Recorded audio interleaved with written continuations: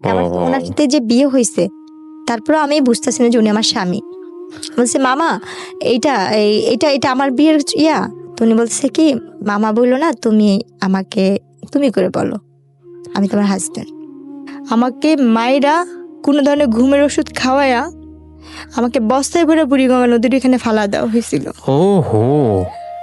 কিন্তু আমার আল্লাহ কেন বাঁচাইছে আমি জানি না। আমার এই জীবনের প্রতি ঘৃণা। আসসালামু আলাইকুম। আসসালাম। আমার নাম জেসমিন। কি নাম? Jasmine. Jasmine Begum. Jasmine Begum. বয়স কত আপনার? আমার জন্ম সাল হয়েছে 97 অক্টোবরের 7 তারিখে। আচ্ছা ঠিক আছে, তাহলে আপনার বয়স আমরা বলতে পারি সবকিছু মিলিয়ে 23 বছর, 23 থেকে 24 বছর বয়স। কোন জেলায় জন্মগ্রহণ করেছেন? আমি জন্ম ঢাকাতে, কিন্তু আমার বাবা মার বাড়ি হয়েছে খুলনা। আপনার গল্পটা আমি জানি এবং অনেকখানি সেন্সিটিভ একটা গল্প। তারপরেও আপনি আজকে এইরকম সোশ্যাল মিডিয়াতে আপনার ফেস দেখিয়ে লোক সম্মুখে আজকের এই গল্পটা বলতে আপনি রাজি হয়েছেন। রাজি হয়েছেন কি? হ্যাঁ, আমি রাজি হয়েছি। এবং আপনার সাথে আমাদের এই গল্প নিয়ে প্রায় 1 বছরের মতো কথা, বেশি 1 বছরেরও বেশি। 1 বছর ধরে আপনি এখানে আসছিলেন, আপনাকে আমরা বিভিন্নভাবে বুঝিয়েছি। শেষ পর্যন্ত আপনি সমস্ত কিছু জেনে শুনে আজকে এই গল্পটা এখানে লোক সম্মুখে বলতে এসেছেন। তো ঠিক আছে, আপনি শুরু করুন যেখান থেকে বলতে চান, ছোটবেলা থেকে যেখান থেকে মনে পড়ে। আমি আসলে 1 বছরের বেশি ঘুরতেছি এই কারণেই, কারণ আমি নিরুপায় হয়ে এখানে আসছি। আর আমার গল্পটা যদি বলতে হয় তাহলে আমার পিছন থেকেই যেতে হবে, আমার কাছ থেকে আসতে হবে। ছোটবেলা থেকে আসেন? হ্যাঁ। আমি খুব মধ্য ফ্যামিলির একটা গরিব ঘরের মেয়ে। বাবা মাও খুব অসহায়। আমার বাবা খুব ছোটখাটো একটা চাকরি করে, একটা হোটেলে কাজ করে। আমরা ভাই বোন 5 জন। ছোটবেলা থেকে আমরা অভাব জিনিসটাকে ভোগ করে আসছি। একদম মা বাবার ঘরে যখন থেকে মানে একটু ধরে বুঝ হয়েছে তখন থেকে আমরা কষ্ট কি জিনিসটা পাই আসছি। আর আমাদের একটা কষ্ট ছিল সবচেয়ে বেশি বড়, যেটা আমার বাবা মানে হঠাৎ করে সবসময় নিখোঁজ হয়ে যেত ছোটবেলা থেকেই। আমরা যতটুকু মনে পড়ে, আমার ছোট ভাইটা যখন একদম কোলে, খুব ছোট কোলে কয়েক মাস হয়েছে, তখনের কথাটা আমার মোটামুটি ভালোই মনে আছে। এর আগে থেকেই নাকি আম্মুর সাথে আব্বু এরকম করতো। আম্মুর যখন বিয়ের 7 দিন বিয়ের বয়স, তখন থেকে আব্বু এরকম নিখোঁজ হয়ে যেত। এটা নাকি আব্বুর একটা রোগ ধরতে গেলেই ছিল, একটা অভ্যাস। মানে হঠাৎ করে নিখোঁজ হয়ে যেত। ছোট থাকতে আম্মুর বিয়ের 7 দিন থেকেই। কারণ তখনও যে আম্মু চলে যাবে, কারণ আম্মুর তো ঘরে সৎ মা ছিল, তার বাবা মানে মা নেই, বাবা যা মা বলতো তাই করতো। তো এই কারণে আম্মু আর কখনো আলাদা হওয়ার চিন্তা ভাবনা করে না, যে তার তো কোনো মা নেই, সে কার কাছে যাবে। তো আমার মা বাধ্য হয়ে সেইখানেই সংসার করছে আমার বাবার সাথে। তো এইভাবে করতে হতে আমরা 5 ভাই বোন হয়েছি। তো আমার যতটুকু মনে পড়ে, আমার ছোট ভাইটা যখন কোলে ছিল তখন আব্বু একদম নিখোঁজ হয়ে গেছে। আব্বুর আর কোনো খোঁজ খবর ছিল না।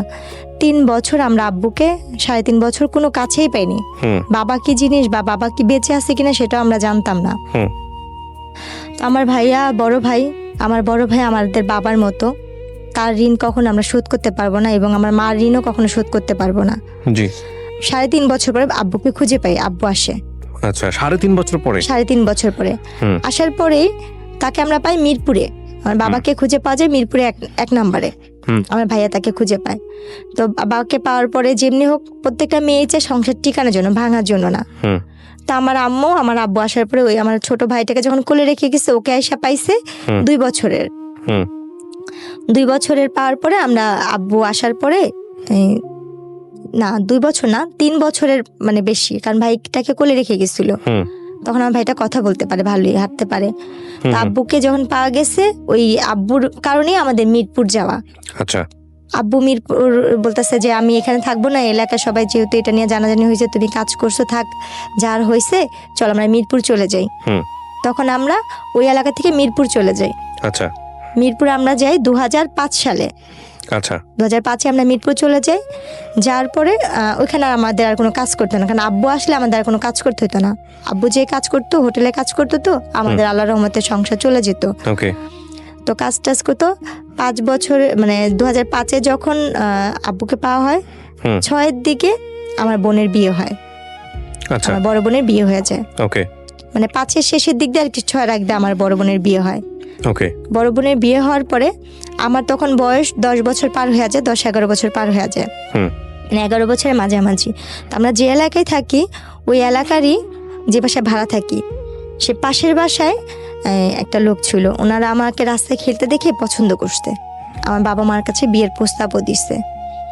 তো আমার ভাইয়া যে বাসায় গাড়ি চালাতো, ভাইয়া তো গাড়ি চালানো শিখে গেছে, ওই বাসায় গাড়ি চালাতো। ওনার আবার কোনো সন্তান ছিল না নিজের, আমার আম্মুকে নিজের মেয়ের মতোই দেখতো। তো ওই এলাকার মোটামুটি সবাই জানতো আমরা তার নাতি। আমরা ওনাদের বাসায় ভাড়া ছিলাম। তো যখন আমার জন্য বিয়ের প্রস্তাবটা যায়, তখন ওই নানু বলতেছিল যে তুমি কি ভাবতেছো এটা মাতবরের নাতি? ও তো মাতবরের নাতি না, ও কিন্তু ভাড়াটিয়া এখানে। আচ্ছা। ও কিন্তু মানে দেখতে শুনতে ভালো, সুন্দর, ওরা সব ভাই বোনই সুন্দর, কিন্তু ও কিন্তু কোনো বড় লোকের মেয়ে না, গরিবের মেয়ে। আচ্ছা, তারপর? তো আমার ওইখান থেকে ওনারা বলতেছে যে না, আমরা তো বাজারে গেছি, বাজার ভাঙাচোরা হলে আমাদের সমস্যা নেই, আমাদের সদাই দরকার। আমাদের বাজার কেমন হলো সেটা আমরা জানি না, আমাদের সদাইটা আগে মেন দরকার।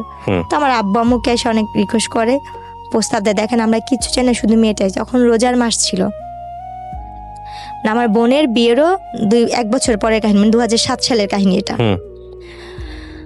তো আমার আম্মু বললো যে আমার মেয়ে তো ছোট, আমার মেয়ে তো এখনো সাবালক হয় নাই। আচ্ছা, আপনার এই বিয়ের যখন আসলো তখন বয়স কত আপনার? আমার তখন বয়স 11 বছর। মাত্র 11 বছর? 11 বছরে, মানে আমি মানে শেষ দিকে, মানে পুরো শেষ হয়নি। মানে ওরা যারা আসছে ওরা শুধু আপনার এই চেহারা দেখে এসছে? যে আমার চেহারা দেখে। আর তখন আপনি পড়াশোনা করেন নাকি পড়াশোনা করার সুযোগ হয়নি? তখন স্কুলে ভর্তি হয়েছি, তখন হিসাবে আমি ক্লাস 6-এ মাত্র পড়ি। ক্লাস 6-এ পড়তেন? হ্যাঁ। তারপর মাত্র 6-এ। যারা বিয়ে নিয়ে এসছে তারা কোথা থেকে এসছে? তারা আশেপাশেই ছিল? তারা এমনি ওদের হোম ডিস্ট্রিক্ট বিক্রমপুর ছিল, কিন্তু ওই এলাকার ওরা স্থানীয় ছিল। স্থানীয় ছিল এবং আপনাদেরকে চিনতো আগে? আমাদের চিনতো, যে আমরা ভাড়াটে সেটা চিনতো। ওকে, তারপর? কারণ আমি তো সারাক্ষণ রাস্তায় খেলতাম। মানে উনি আমাকে ওই বড় হওয়ার পর ওই তখনই দেখছে। দেখার পরে বলতেছে যে এই মেয়েটা কে রে? ওর বোনের সাথে, ফুফাতো বোনের সাথে আমি খেলতাম। বলছে মালিহা এটা কে রে? বলতেছে এটা তো জেসমিন, ওই পাশের বাসায় থাকে ওরা।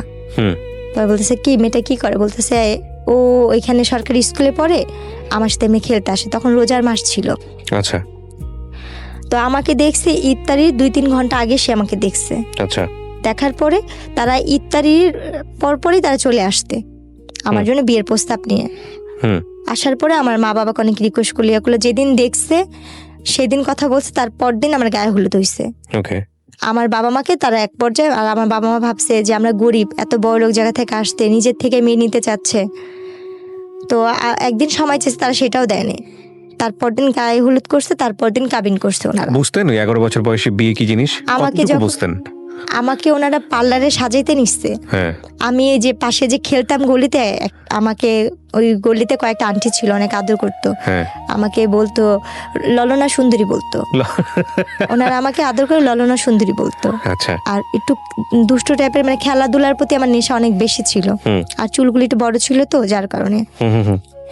তো তারপরে যখন ওনারা পার্লার সাজে, আমি তো কখনো পার্লারে সাজি নেই, আমার জন্য এটা পুতুলের মতো সাজ। আমি হলুদের দিনও ওনারা সাজাইছে, আমি সেটা তো অনেক খুশি ছিলাম, ফুল টুল দিয়ে। আমার বিয়ের মিষ্টি আমি নিজেই চেয়ে চেয়ে খাচ্ছি। তারপর যেদিন আমার কাবিন হয়, সেদিন আমি পাশের বাসা আন্টিকে যা বলছি, পুতুল আন্টি দেখেন আমি আজকে আরো সুন্দর ললনা সুন্দরী হয়ে আসছি, দেখেন আমাকে কত সুন্দর লাগতেছে। সেদিন আমার কাবিন হয়। সাজার পরে থাকে না, মেয়েদের তো সাজার প্রতি একটা আলাদা ন্যাক থাকে। দেখা নিজেকে আয়না যখন দেখতেছিলেন বউ হিসেবে, সাজার পরে? হ্যাঁ, আয়নাতে দেখে তো নিজের প্রতি নিজে অবাক হচ্ছিলাম যে আমি এত সুন্দর, বা আমি এত পুতুলের মতো লাগতেছে, আমাকেই আমি চিনতে পাইনি। বাট বিয়ে কি জিনিস সেটা আপনি বুঝতেন না? বিয়ে কি জিনিস আমি নিজেই বুঝিনি। আচ্ছা আচ্ছা, তারপর বিয়েটা কি? তো তারপরে গিয়ে আমার কাবিন হলো 2007 সাল আগস্টের 28 তারিখে আমার কাবিন হয়েছে। তো কাবিন হওয়ার পরে ওই দিন তো কাবিন হলো, তো ওনারা কাবিনের পর দিয়ে মানে আমাকে যখন কাজী লিখতেছে কবুল বলবে, আমার আম্মু নিচে, মানে মেহমান আসছে, সবাই খাওয়া দাওয়া দিচ্ছে, আব্বু নিচে দাঁড়াচ্ছে কে কে আসবে। তো ওনারা বলতেছে তাতেই করেন, ইফতারির আগে বিয়ে পড়াবো, ইফতারির আগে বিয়ে পড়াবো। তা আম্মু ওরা বলছিল কি ইফতারির পরে একবারে ঠান্ডা মাথায় বিয়েটা পড়ে। তো ওনারা খুব তাড়াতাড়ি করতেছিল। ওনাদের বাসায়ই হয়েছে, আমাদের বাসাও না কাবিন হয় না, ওনাদের ফ্ল্যাটে ওনাদের বিল্ডিংয়ে নিয়ে কাবিন করেছে। কারণ আমাদের বাসা তো সুন্দর না, আমাদের বাসাতে মানুষ আসতে পারবে না, মেহমান আসতে পারবে না, এই জন্য। তো আমার আম্মু সবাইকে খাওয়া দাওয়া দিচ্ছে, কাজ টাজ করতেছে। এর মধ্যে আমার ভাইয়া বসা ছিল, আর আমার বড় বোনের ভাসুর বসা ছিল। জি। তো ওর মধ্যে ওনারা বলতেছে কি আমার বাবার নাম, আমার মায়ের নাম, সবার নাম নিচ্ছে, লিখতেছে। তো আমাকে কবুল বলতে বলছে। আমাকে কিন্তু আমার একবার মামি আর আমার নানি শিখা দিছিল, তোরে যদি কবুল বলতে বলে তুই কখনই কবুল বলবি না, চুপচাপ থাকবি। অনেকক্ষণ পরে আমরা যখন বারবার তোরে বলবো বল বল বল, তারপর তুই বলবি। কিন্তু আমি আর সেই জিনিসটা বুঝিনি। আমাকে যখন কাজী বলতেছে বলো মা বিসমিল্লাহ কবুল, আমি বলছি হ্যাঁ কবুল কবুল কবুল, একসাথেই বলে দিছি কতবার, মানে হিসাব ছাড়াই। হুম। আমার এতটুকু মনে ছেলেটাকে পড়ে, দেখেছেন না আগে যার সঙ্গে বিয়ে হচ্ছিল আপনার? তাকে তো আমি ছাদে খেলার সময় দেখছি, কিন্তু একবার। ওভাবে কখনো বড় ভাই হিসেবে জানতেন নাকি? মামা হিসাবে জানতাম। আর তার মাকে আমি নানি ডাকতাম। মাকে নানি ডাকতেন আর ছেলে? হ্যাঁ, আচ্ছা, ওকে, তারপর? সেই হিসাবে মামা হয়। হুম। আমার আম্মু এসে বলতেছে কি যে আসেন আমরা বিয়ে পড়া ফেলে আপা। হুম। আমার ফুপু শাশুড়ি নাম ধরে বলতেছে যে আসেন আমরা বিয়ে পড়া ফেলে। হুম। তো আমার ফুপু শাশুড়ি বলতেছে আল্লাহ বিয়ে তো হয়ে গেছে। হুম। আমি কান্না করতেছি, না না আমার তো বিয়ে হয় না, আমার তো বিয়েই হয় না, আমার বিয়ে করাইবা না। আমার ভিতর ধারণা ছিল যে আমি টিভিতে নাটক বা ছবি দেখতাম যে হিন্দুরা ঘুরে যে হুম। এই আগুন রেখা ওইভাবেই বিয়ে। আচ্ছা আচ্ছা। আমার চিন্তা ধারণা ওইভাবে মানুষের বিয়ে হয়, বাবা বিয়ে কি জিনিসটা আমি অতটা বুঝিনি। হুম। ওইটা টিভিতে দেখি বিয়ে, ওইটাই বিয়ে। হুম। যে না আমার তো বিয়েই হয় না, আম্মু আমার বিয়ে দেয় না। মানে এটা কবুল কবুল বলার পরে? হ্যাঁ, আমার কিন্তু বিয়ে হয়েছে 1 ঘন্টা হয়ে গেছে। ইত্যাদি আগে ওনারা বিয়ের কাজ সেরে ফেলছে। ইত্যাদি করার পরে আম্মু বলতেছে আসেন আমরা বিয়ে করাই।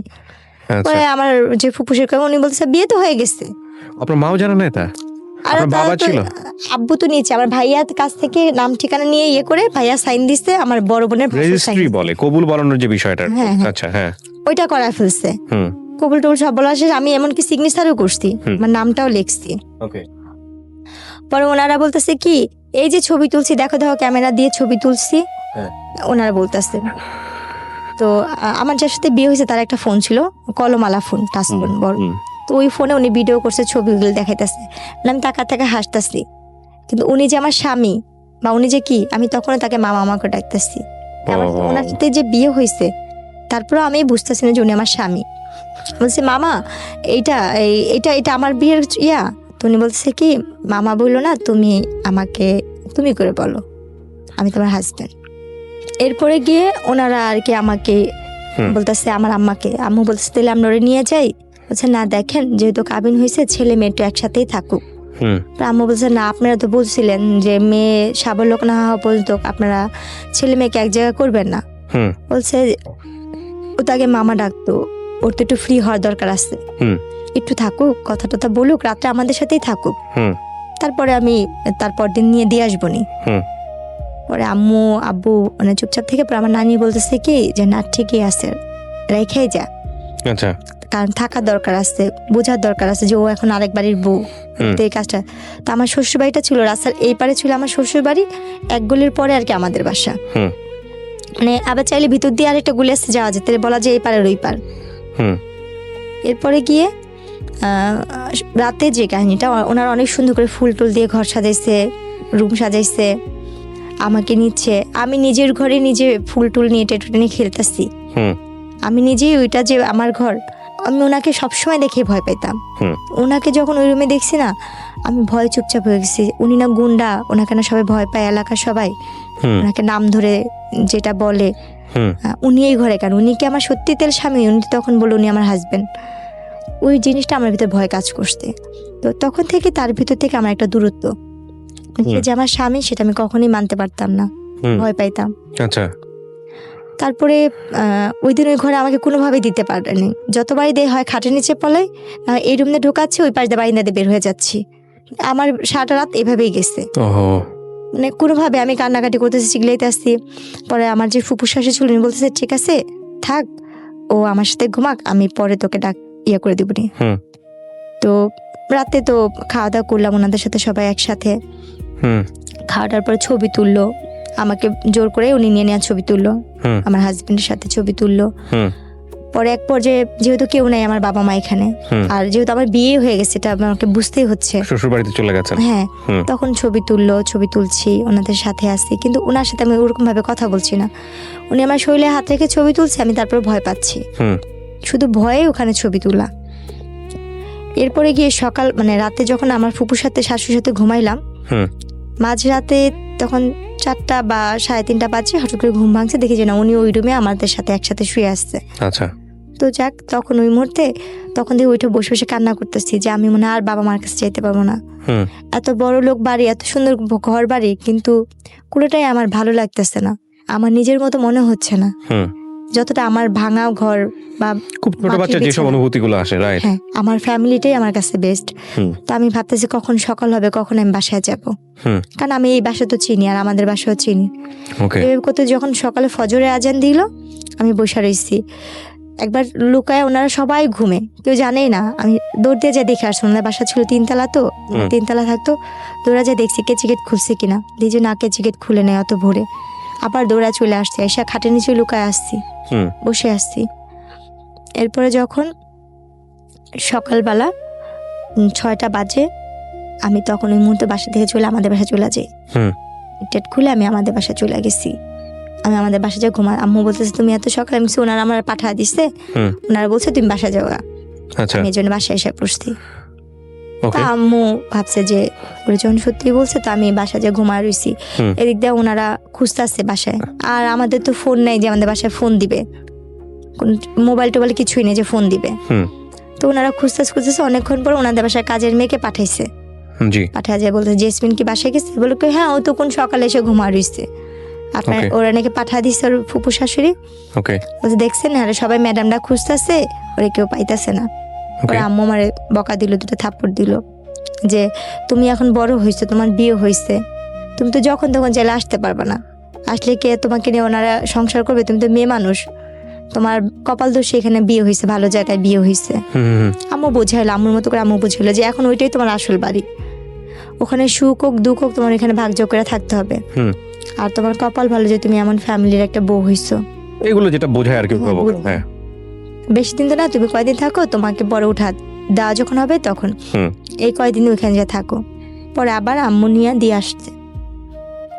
ওনারা সেদিন ওনাদের বাসায় অনেক মানে পার্টির আয়োজন করছে, লোকজন আসছে, বউ দেখছে, সবাই বলতেছে না বউ অনেক সুন্দর হয়েছে, সবাই নাম ধরে ধরে বলতেছে ওর বউটা অনেক সুন্দর ভালো হয়েছে, কিন্তু অনেক ছোট, বয়স ছোট। বলছে হ্যাঁ ঠিক হয়ে যাবে। হ্যাঁ, যখন ঘুরতে গেছি আমার অলরেডি তখন বাচ্চা কনসেপ্ট করছে, যেটা আমি বুঝতে পারিনি যে আমার গর্ভে বাচ্চা। তো আমার যখন বিয়েটা হয়েছে, আমার ফুপু শাশুড়ি, আমার চাচা শ্বশুর এরা জানতো, কিন্তু এরা আবার কি করছে, আমরা গরিব বলে ছেলের মা বাবা মানে বাবা তো নেই, মা মানবে না বিধায় আমার বড় ভাসুর, আমার ফুপু শাশুড়ি, আমার চাচা শাশুড়ি আমার শাশুড়িকে জানায় নাই বিয়ের কথাটা। আমার শাশুড়ি নাকি জানতো না আমার বিয়ের কথাটা, কারণ সে তো গরিবের মেয়ে নিবে না। কিন্তু আমার যে বড় ভাসুর সে খুব ভালো ছিল, সে খুব ভালো ছিল। সে আর গিয়ে হয়েছে আমার ফুপু শাশুড়ি, আমার 2 চাচা শ্বশুর, এরা মিলে আমাকে বউ করে নিছে। যে ওর মা তো আরো 2 ছেলেকে বিয়ে করেছে, এত সুন্দর বউ পানে, টাকা পাইছে কিন্তু বউ পানে। হয় ছেলেদের থেকে বউদের বেশি বয়স্ক লাগে, না হয় বউরা কালো, কিন্তু গরিব হলো। আপনার শাশুড়ি ইনফর্ম ছিল না আপনার বিয়ের ব্যাপারে? না, আমার বিয়ে থেকে, এবং সে সেটা মানতো না বলেই সে ইনফর্ম ছিল। হ্যাঁ, কিন্তু আমরা জানতাম না যে আমার শাশুড়ি না, আমার মার সামনে অন্য একজনকে ফেস করেছে, এটা শাশুড়ি, ছেলের মা।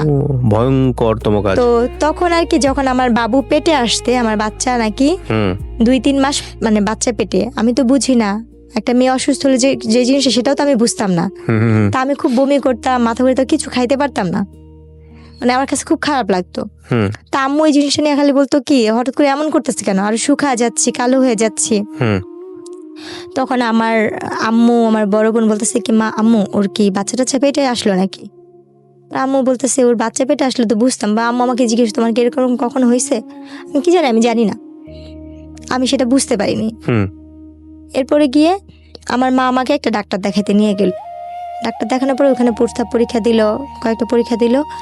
এই রিপোর্টগুলো আনতে গেল আমার হাজবেন্ড, উনি আমাকে নিয়ে গেল সাথে করে। রিপোর্টগুলো আনতে যাওয়ার পরে বলতেছে ওনার তো বাচ্চা পেটে, উনি তো ওনার 3 মাস শেষ পর্যায়ে, বাচ্চা 4 মাসে পড়বে।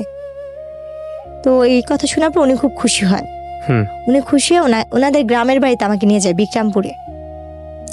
উনি আমাকে বিক্রমপুরে নিয়ে যাবে। এই ফার্স্ট আমি আমার শ্বশুর বাড়িতে যাচ্ছি। তো আমার শ্বশুরবাড়িতে যখন যাব তখন আমি খুব কান্নাকাটি করতেছি। এতদিন তো আমার ফুপু শাশুড়ি, চাচা শ্বশুর বাড়ি আমি জানতাম এটাই আমার শ্বশুর বাড়ি। তো যখন সে বললো যে দেখো তোমাকে তো আমার মার কাছে কখনো নিয়ে নেই, তোমাকে চলো আজকে আমার মার কাছে নিয়ে যাবো। বলছে ওই যে আপনার ওইটা আমার ফুপু আম্মা, ওইটা আমার আরেকটা ফুপু আম্মা।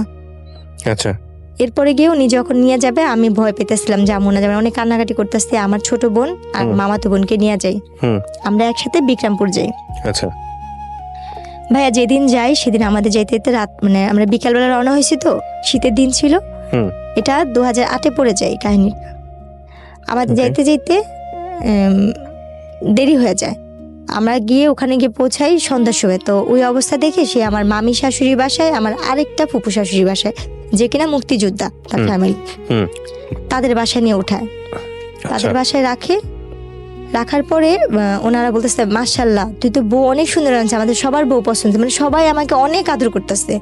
বলছে তোর মাকে বোঝানোর দায়িত্ব হচ্ছে আমাদের, তুই হিসাবে ছেলের বউ আমরা ভালো পাইছি, হুম। হাসি খুশি মিশুক। তো ওই রাত্রটুকু ওখান থেকে সকালবেলা আমাকে নিয়ে গেল ওনাদের গ্রামে বেড়ে। প্রথম যে এক গ্রামে রাত্র থাকলাম, তারপর দিন সকালবেলা ওই গ্রামে গেলাম, আমার শ্বশুরবাড়ির গ্রামে। হুম। তো যাওয়ার পরে ওখানে আর কি ওনারা বউ দেখে আমার শাশুড়ি বলতেছে খালি কি চামড়া ধলাই আনছিস, কোনো টাকা পয়সা আনিস নাই, বউর সাথে কিছু দেয় না। উনি আমার কানে হাত দিচ্ছে, গলায় হাত দিচ্ছে, হাতে হাত দিচ্ছে। শাশুড়ি? হ্যাঁ, স্বর্ণের কিছু নেই। হ্যাঁ। তখন আমি বলতেছি কি আল্লাহ, উনাকে তো দেখছিলাম ওই নানুর বাসায়, হুম। হুম। হুম। তাহলে উনিও তো আমাদের নানি হইতো, আর উনি খুব বয়স্ক ছিল। তো উনি আমার গলায় কানে হাত দিয়ে বলতেছে তোমার বাবা মা কিছু দেয় নাই, তোমার বাপ কি করে? আমি বলছি আমার বাবা হোটেলে কাজ করে। এটা ওকে। শুনে সে আরো রাগ হয়ে গেছে। ওই মুহূর্তে ওনারা কি করলো, মা ছেলে ঝগড়া করতেছে। হুম। আমার আরেক ভাসুর, আমার আর দেবররা, দুই দেবর মিলে ঝগড়া করতেছে, তারা ঝগড়া করতেছিল। ওকে। তারা ঝগড়া করতে করতে আমার যে বড় যে ভাসুরের বউ যে ছিল, আমার সেই বড় ভাসুরের বউ আর আমার আরেক ভাসুরের বউ, তারা মিলে রান্না বান্না করতেছে, বউকে যেটা খাওয়ানোর ওকে। মিষ্টি টিষ্টি সব বানাচ্ছে। তো তখন বাজে সকাল 10টার দিকে। তো ওই মুহূর্তে কি হয়েছে, তারা দুই ভাই মারামারি, তিন ভাই মিলে ঝগড়া কথা কাটাকাটি করতে করতে একটা মারামারি, অনেক পর্যায়ে দেখি যে দা বটি নিয়ে মারামারি হচ্ছে। হুম। আমি আমার দুই বোন রুমে। কতক্ষণ পরে আমি মানে মারামারি যখন, সে তো আমার স্বামী, তার সাথে আমি যেহেতু সংসার করছি প্রায় 1 বছরের মতো সময় হয়ে আসতেছে হুম। কাছাকাছি, তো ওনার সাথে ঝগড়া লাগছে দেখে আমি একটু বাইরে এসে দরজার সামনে দাঁড়াইছি।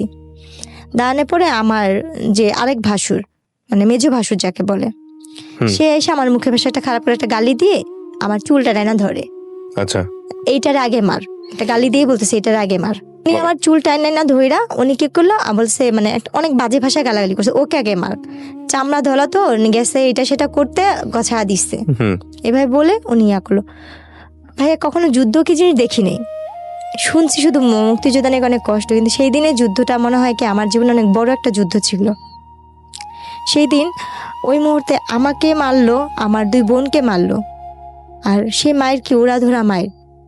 ওহো, কে গায়ে এমন তুল ভাবে- আপনার এটা? আমার ভাসুর, আমার দেবর, আপনার জামাই ছিল না ওখানে?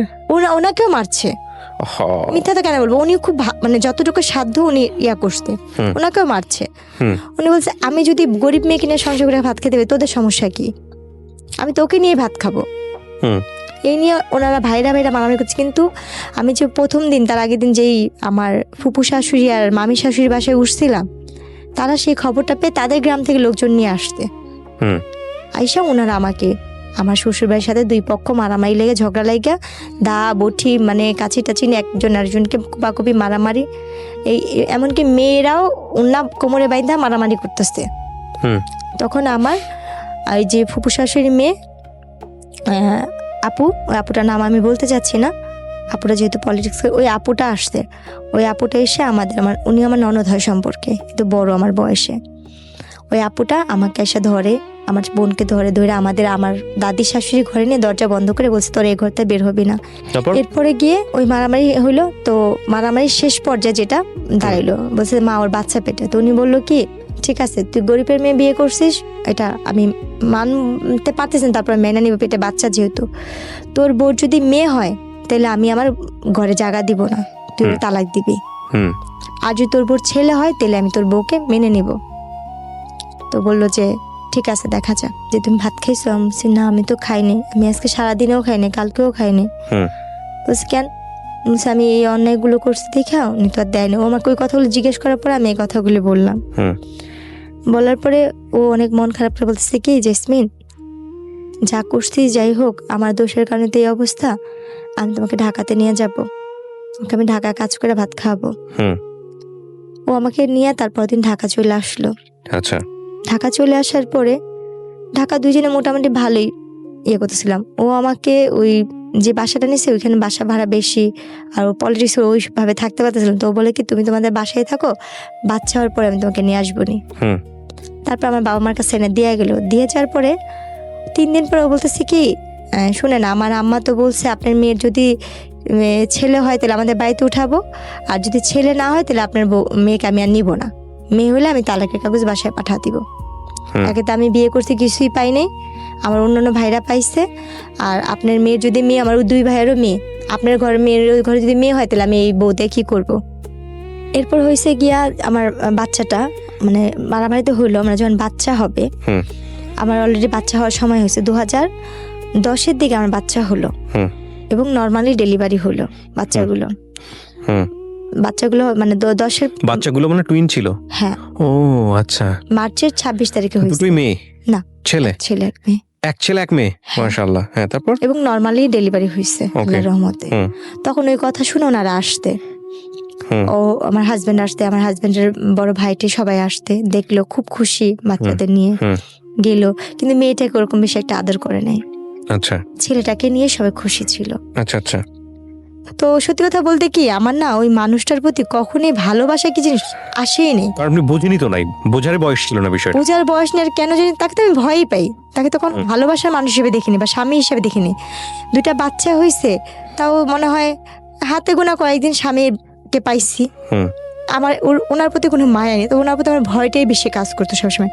আল্লাহ, কখন যেন এসে আমাকে মারবে, কখন যেন উনি মাতাল হয়ে আমাকে মারবে, এই চিন্তাগুলো ছিল।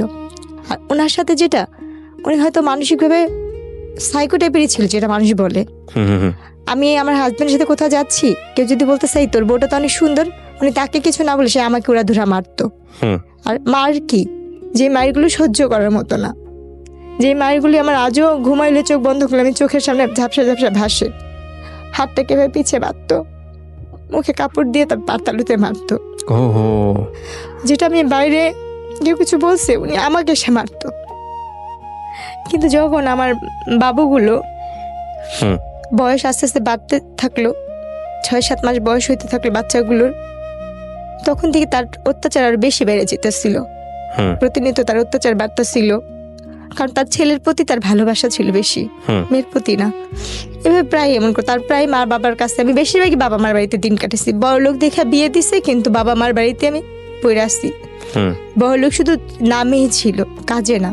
তো যখন কাজ কাম করতাম, রান্না বান্না করতাম, বাসায় বিভিন্ন টাইপের লোকজন আসতো। তার দলের লোক আসতো, তার দলের লোকের বাইরের লোক আসতো, তার পুকুর গেস্ট আসতো। আস্তে আস্তে এক একজন আমার কথা বলতো ওদের কাছে। তো তখন ও ওই জিনিসগুলো আমাকে আমার মাথায় ঢুকাইতো, তুমি এটা করো, এটা করো। আমি বললাম না, আমি কেন যাবো, কেন করবো? ওই জিনিসগুলো নিয়ে আমাকে মারতো। আমি বলতাম কি, আপনি যদি আমাকে এই কথাগুলি বলেন আমি মানুষের কাছে বইলা দিব। তখন সে আমাকে আবার ওইভাবে হাত পাবে বাইধা পাতালুতে মারতো। আর ওই মারার অবস্থা ভাই মনে হতো কি, কেউ যদি একবার আমার হাতটা খুলে দিত, আমি নিজে তারে খুন করতাম। মানে এত রাগ উঠে যেত, এমন ভাবে মারতো যে মারগুলি মানে ভাষায় প্রকাশ করা যায় না। মানুষ নাকি রিমান্ডে অনেক মারধর করে, কিন্তু আমি জীবনের রিমান্ডের মায়ের অনেক খাই আইছি, অনেক রিমান্ডের মায়ের খাই আইছি, যে মায়েরগুলি আমি চোখ বন্ধ করলে আমার চোখের সামনে ভাসে, কাউকে বলতে পারি না। মনে হয় যে আস্তে আস্তে মানসিক রোগী আমি নিজেই হয়ে যেতেছি। উনি কি, ওনার থেকে বেশি এখন মেন্টালি টর্চারিং আমার হচ্ছে। বাপ মার কাছে যেমন, বাপ মা তো গরিব, বাপ মা কোথেকে আমরা সাহায্য করবো? আবার কিছু বলতে গেলে বলতে হুমকি দিত, আমার ভাইরে এটা করবো, ছোট ভাইরে ওই করবো, বড় ভাইরে ওই করবো। চিন্তা করতাম আমার লেগে আমার ভাইদের ক্ষতি হইব, আমাদের নিজেরই গরিব। ওনার সবকিছু মানতাম, খালি পারতাম না নিজের দেহটারে বিলা দেওয়ার জন্য। যা বলতো তাই করতাম, যেটা বলতো সেটাই করতাম। আর স্বামীতে যে ভালোবাসা, তাকে আমি এটা কখনই আমার ভিতরতে কখনো আসেনি। তার জন্য মানুষ যেমন একটা মেয়েকে ভাড়া করে আনে, ব্যবহার করে, আমি ওনার কাছে সেরকমই মনে করতাম যে উনি যে মেয়েটাকে আজকে আনছে আমি তাদের ভিতরে একজন। এই জিনিসটা মনে করতাম সবসময়। তো ওইখানটা আমার যেটা মনে পড়ে, আমার অনেক মারতেছিল, এত মারতেছিল যে মানে ভাষা মারতে মারতে টাইনা টাইনা আমার ছাদের কর্নারে নেওয়ার চেষ্টা করতেছিল। আমি কোনোভাবে যাব না, আমি দরজার সিট ইয়াটা ধরে রাখছি। আমি বলছি আপনি আমাকে একটা বারের জন্য মাফ করেন, আপনি যা বলবেন আমি তাই করবো, আপনি যেইটা বলবেন আমি সব ধরনের কিছু করবো। আমি কাজের মেয়ে হয়ে থাকবো শুধু আমার বাচ্চাগুলোর জন্য, শুধু আমার সন্তানগুলোর জন্য আমি এই লোকটার সাথে থাকতে চাইতাম। কারণ আমার নিজের প্রতি, নিজের দেহের প্রতি কোনো লোভ ছিল না, এই দুনিয়ার কোনো কিছুর প্রতি আমার লোভ নেই। আমার শুধু একটাই সব ছিল, আমি একটা ঘরের বউ হবো, একটা যৌথ পরিবারের বউ থাকবো, একটা সংসারী মেয়ে থাকবো। আমার একটা ঘর দরকার ছিল। স্বামী যেমনই হোক, আমি সেটা পাইনি। এরপর ওই দিন মারার পরে না শুধু ওই বিল্ডিং এর মানুষজন আমাকে ধরে, তারপর আমি না পারে ওই দিন কোনার প্রতি আমার ক্ষিপ্ত একটা ঘৃণা চলে আসছিল যে আমি ওনার অত্যাচার আর সহ্য করবো না। আমি ওনার প্রতি নিজে যে মামলা করবো, কেস করবো। আমি আমার বাচ্চাটাকে দুইটারে কোলে নিয়ে আমি নাইমা চলে আসছি, পলাই চলে আসছি ধরতে গেলে। যে আমি বংশাল থানায় যাই ইয়া করে, ওনারা আমার মায়ের চিনুক দিয়ে মাথা ফাটা ছিল, শরীরের এখানে সেখানে মায়ের চিনুক দেখা ওনারা সাথে সাথে আমাকে ইয়ে করতে কেস নিয়ে নিচ্ছে। মানে আপনি মামলা করলেন কতকালে? ওইটা 10-এর দিকে, 2010-এর দিকে। হ্যাঁ। তারপর ওনারা নেওয়ার পরে নারী নির্যাতন মামলা। হ্যাঁ। তারপর করার পরে ও মা পুলিশ বাসায় আসলো, ওরকে বাসায় পেলো না, ওর ভাই ফোন দিল, ওর মা ফোন দিল, পুলিশ বললো আচ্ছা ঠিক আছে তুমি বাসায় চলে যাও। আমি ওইখানেই বসা, তারা কিন্তু আমার হাজবেন্ডের সাথে কথা বললো। আচ্ছা ঠিক আছে, এটা পারিবারিক ব্যাপার, তারা ঘরোয়াভাবে ম্যানেজ করে নেবে, আপনারা যান, চলে যান। তার চাচা উকিল, অনেক বড় উকিল, তার মামারা হয়েছে অনেক বড় লোক, তার ফুপুরা, তারা নিয়ে আমার বাবা মাকে ডাকা বললো কি আপনার মেয়ের এত বড় সাহস, আমাদের ফ্যামিলি সম্পর্কে সে জানে। সেই অনেক হুমকি টমকি দিয়ে ঠিক আছে ওকে আর ঢাকা রাখবো না, ওকে গ্রামে রাখবো, গ্রামেই থাকবে। এই বইলা কোনো কেস হলো কথা আমাকে গ্রামে নিয়ে গেল। গ্রামের চেয়ারম্যান মেম্বাররা বিচার করে দেওয়ার 2 দিন পরে 2 দিন সে আমার সাথে খুব ভালো ব্যবহার করলো, খুব ভালো ব্যবহার করলো। করার পরে 3 দিনের দিন আমার যেটা মনে পড়ে, আমার বাচ্চাদের ভাত খাওয়াচ্ছিলাম, আলহামদুলিল্লাহ পিছন থেকে আমার হাতটা কে ধরছে আমি সেটা জানি না, আমার আজও মনে পড়ে না। সামনে থেকে আমার শাশুড়ি এরকম আমার গালটা চেপা ধরছে 2 হাত দিয়া, আর আমার স্বামী আমার পাও 2টা ধরে রাখছিল। আমার অতটুক দৃশ্যই আমার মনে আছে, আর কিছু মনে নেই বা মনে পড়েও না। তারপর এরপরে যখন আমি 15 দিন না 20 দিন পরে যখন আমার সেন্স ফিরছে বা আমি একটু সুস্থ হয়েছি, তখন শুনে যে আমি মেডিকেলে, হাসপাতালে আমাকে মায়েরা কোনো ধরনের ঘুমের ওষুধ খাওয়ায়া আমাকে বস্তায় ভরে বুড়িগঙ্গা নদীর এখানে ফালা দেওয়া হয়েছিল। কিন্তু আমার আল্লাহ কেন বাঁচাইছে আমি জানি না। এই জীবনের প্রতি ঘৃণা, নিজের জীবনের প্রতি শুধু ঘৃণ নেই। তখনই আল্লাহ আমার নিয়ে যেত এই দুনিয়া থেকে। যদি তখনই আল্লাহ আমাকে নিয়ে যেত, তাহলে আজকে আমি যেখানটা আসছি বা যেখানে কথা বলতে আসছি, হাজার হাজার মানুষ আমার যেখানে দেখবে আমাকে দেখতো না। এরপরে যখন আমি একটু সুস্থ হইলাম, ওই বস্তায় করে ওখান থেকে বের করছে কে, কি জানছেন? সুইপাররা নাকি, আমি যেটা শুনছি আর কি, সুইপাররা রাস্তা ঝাড়ু দেয় না, ওনারা আমাকে দেখতেছে, আমার এই মাথাটুক একটু বের হয়ে নাকি ছিল, আমার সর্বমুখ নীল হয়ে গেছিল। আচ্ছা, পিত্ত নাকি যেরকম নীল থাকে আমার আম্মুর কাছে শুনছি, ওরকম নীল টাইপের। আমি নাকি একটু একটু করে মুখটা আমার এইখানটা নাকি নড়তেছে পানির জন্য, পানির জন্য নাকি গলাটা কাঁপতেছিল। তখন নাকি ওইখানে কারা নাকি ইয়ে করতে পানি টানি দিচ্ছে, মেডিকেলে নিচ্ছে। আমার যে ভাবির ভাই হয়েছে, তখন ছিল একজন কনস্টেবল না। কিন্তু আপনাকে মেডিকেলে নেওয়ার পরে আপনাকে চিনবে কিভাবে মানুষ? চিনবে বলতে ওই যে আপনি পরিচয় বলে দিয়েছেন যে আমার বাড়ি মুঠো, তাহলে পরিচয় বলিনি। তাহলে যেখানে আমার ফালানো হয়েছিল ওই থানার কনস্টেবলের কাজ করতো আমার ভাবির বড় ভাই, আপন বড় ভাই। উনি দেখে চিনেছে আপনাকে? উনি বলতেছে কি, আমার ভাবির নাম ধরে বলতেছে কি, তো ননদ কইরে জেসমিন কত গ্রামের বাড়িতে কত নাই। আচ্ছা, পরে বলতেছে কি তোরা একবার মেডিকেলে আসতে পারবি, সেম দেখতে ওর মতনই একটা মেয়ে। আচ্ছা আচ্ছা। আর এই কথা শোনার পর না, তার 3-4 দিন আগে থেকে মার মন তো, আমার মা নাকি খালি বলতে করে ওর সাথে একটু কথা বলতে পারতাম, ওর সাথে একটু কথা বলতে পারতাম, একটু দেখতে পারতাম। তো যখন ভাবির কাছে কথা শুনছে না, তখন নাকি আমার আম্মু খালি এটা আমার মেয়ে, এটা আমার মেয়ে, চলো যাই চলো যাই। তখন আমার ভাইয়া, আমার আম্মু, আমার খালাতো বোন সবাই মিলে গেছে মেডিকেলে। ওকে, তারপর যাওয়ার পরে ওনারা আর কি ওখানে আমাকে দেখলো, দেখে তো আমার আম্মু ধরে নাকি কান্নাকাটি করতেছে। আমি নাকি যাকে দেখতাম তাকে দেখে ভয় পাইতাম, যাকে দেখতাম তাকে দেখে আমি ভয় পাইতাম। আমি নাকি কারোর সামনে যেতে পারতেছিলাম না, যাকে দেখতাম তাকে দেখে বলতাম ও মাসতে ও মাসতে। তারপরে ওই সাংবাদিকরাও নাকি গেছিল ওইখান থেকে আমাকে ঢাকা মেডিকেলের মানবাধিকারের শাখায় পাঠা দিচ্ছিল নাকি, ওসিসিতে। আচ্ছা, ওখানে আমার চিকিৎসা হয় এবং ওইখানে আমার এই চোখের কর্নিয়াটা নষ্ট করে দিয়েছিল। আমি 3 বছর চোখে দেখতে পারিনি, এই বাম পাশের এই চোখটার এটার জন্য এই চোখেরও সমস্যা হয়েছিল।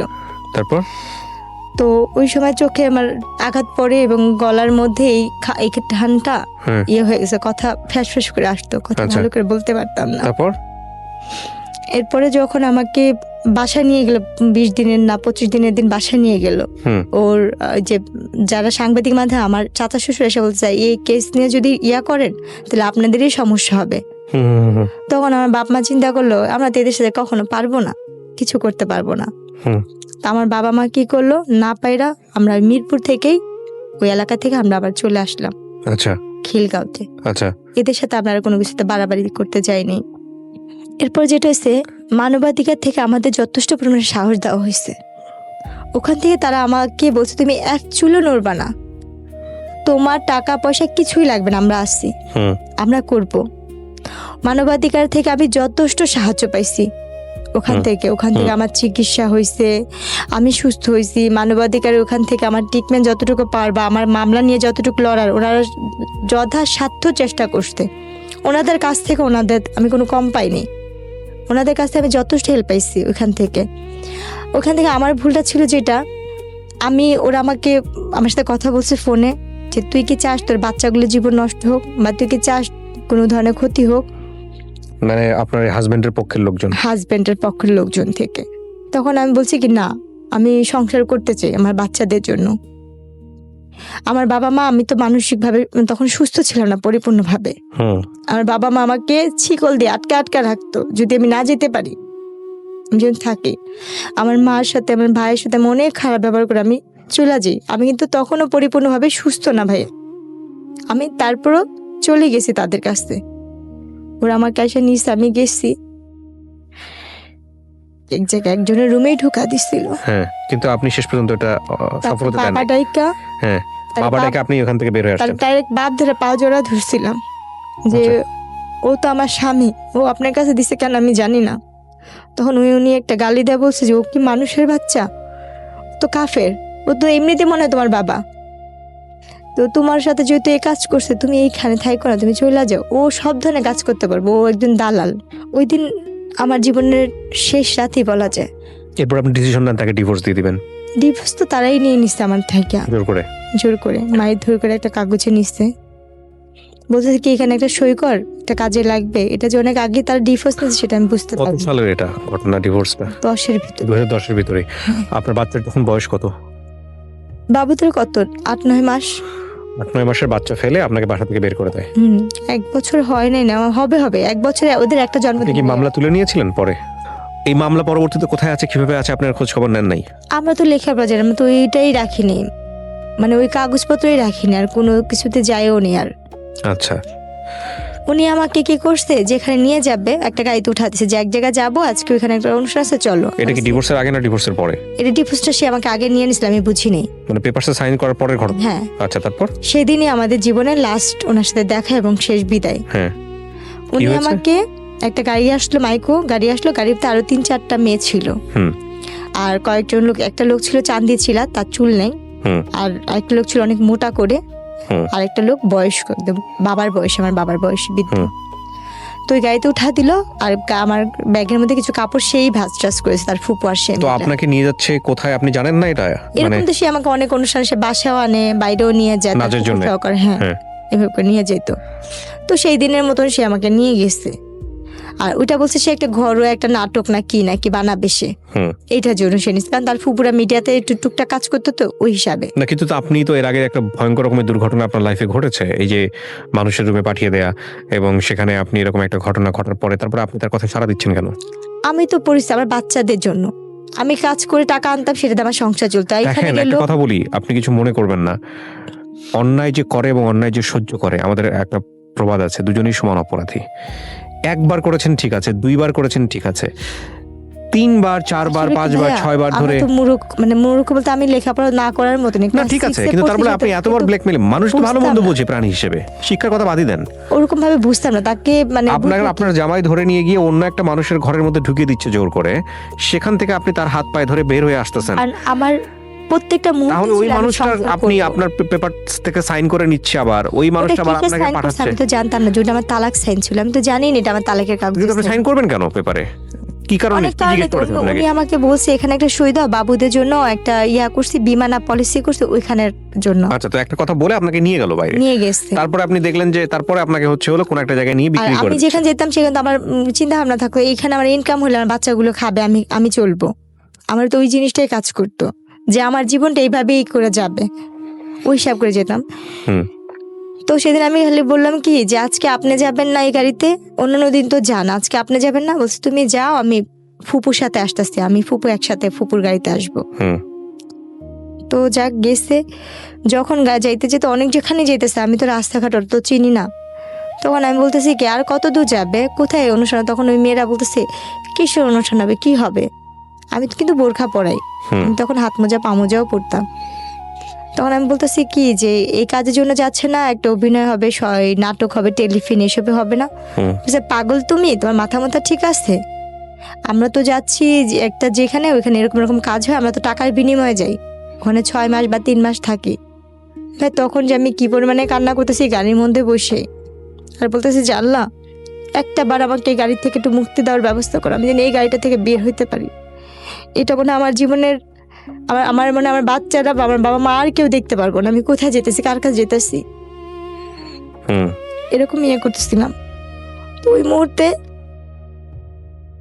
গাড়িটা যখন ওই বার হবে, ফেরি পার হবে, ফেরি পার হওয়ার সময় ওইখান থেকে ওখানে একটা আপু ছিল, খুব ভালো ছিল। ওই আপুটা বলতেছে কি যখন ফেরিতে উঠবো তখন তোকে আমি একটু হেল্প করতে পারবো, বাথরুমের নাম করে তুই এখানে বেড়াইতে পারবি, যেহেতু তুই এখানে মেয়ে না।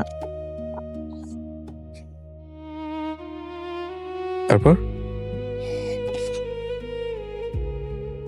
এরপর যখন বাথরুমের নাম করে এখান থেকে বের হইলাম, আমি পলে ওইখানে একটা রুম, মানে উপরে যে থাকে যে বাথরুমের সাইডে, ওইদিকে একটা লোকের বললাম কি আমার ওই গাড়িটা তুলে নিয়ে যেতেছে, আমার কেউ একটু বাঁচাবেন।